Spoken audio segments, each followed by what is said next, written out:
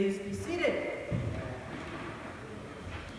If you've been paying attention to the gospel reading for the last about 3 or 4 weeks, there is sort of a common theme, and it is a theme that you and I need to really think about. Because for the past several weeks, and including this week, the topic has been, where do you place yourself? Or where has God placed you? Are you at the front of the line or in the back of the line? Are you the important one, or are you somewhere lagging behind? And each week, Jesus' answer to this has been the same. And I was thinking, isn't it interesting that this is about the 4th week in a row where this has been the theme of our sense of importance or need to be important, and Jesus' answer that it's not up to us, it's up to God what place we hold. And I thought, how come the Gospel of Mark, a relatively short Gospel, in fact the shortest of the Gospel, spends so much time on this idea? And I think it's because God knows us so well.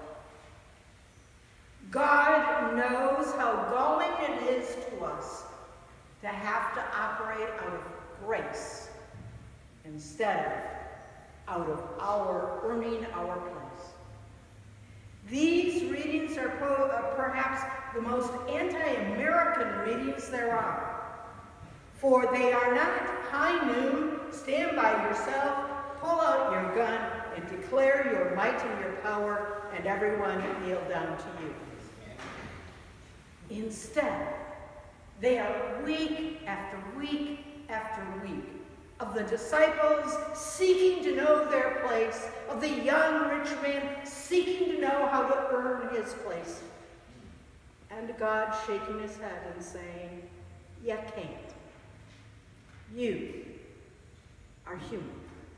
You are my creation. I am the creator. I am the one in charge, not you. I remember a priest that used to lead some conferences, and he said, you pray and you pray and you pray for God's guidance as if everything is dependent on you. And then, after that prayer, you act knowing that everything is dependent upon God, hoping that you get some glimmer of what you as servant are called to be and do. You and I do not like to be servants. We like to be the ones in charge. We live in a country where no one wants to be one of the mass of the followers. We all want to be the Lord and King.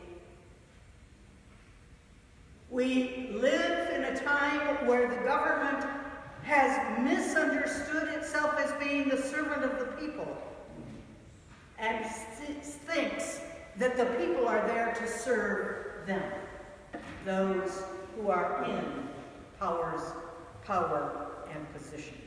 Was that, well, whatever it was. John and James mean very well in today's reading. They seek the security of having their specialness to God recognized. They seek to know that their following Jesus will get them a reward. They misunderstand. The reward is that one gets to follow Jesus. That's the reward. You and I can do absolutely zero-zip nothing to deserve, to earn our place with God or God's love of us. The only reason you and I do good things and seek to follow Jesus is as a response to God's love of us. It is not because we're earning anything. And thank God for that.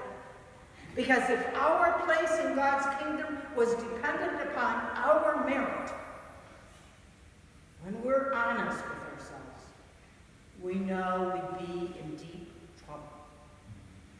That none of us deserve God's love. None of us is so important or so good that we have earned a place in God's kingdom. Rather, that place is a gift given freely to us out of God's love. And all that we do on this earth is our response to God's loving us. And so, James and John are told that indeed they will drink the cup that Jesus drinks. They will have the baptism of fire that Jesus has experienced and will experience. But their place is based on God's mercy and God's love, and not their own actions. It's interesting that these same weeks we've been reading from the book of Job, that wonderful book in which the good and noble and righteous Job gets everything kicked out of him. He has every single right to be angry.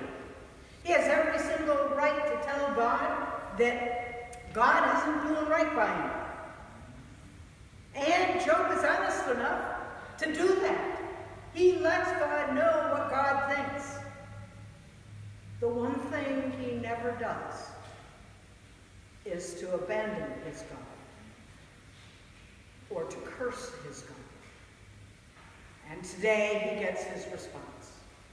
If you think you're so deserving, you're so important, where were you when the heavens were created, when the earth was created, when you were formed? You are totally dependent upon me.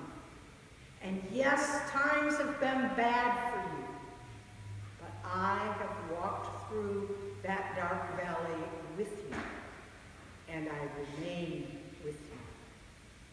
And in that presence, you are blessed, you are protected, and you will survive. Let us stand and reaffirm our faith in the words of the